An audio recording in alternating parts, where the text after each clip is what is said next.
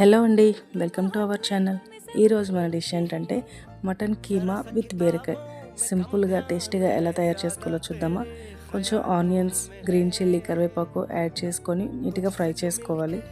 అది బాగా మగ్గాక ఇందులో నీట్గా వాష్ చేసి పెట్టుకున్న మటన్ కీమాని యాడ్ చేసుకోవాలి.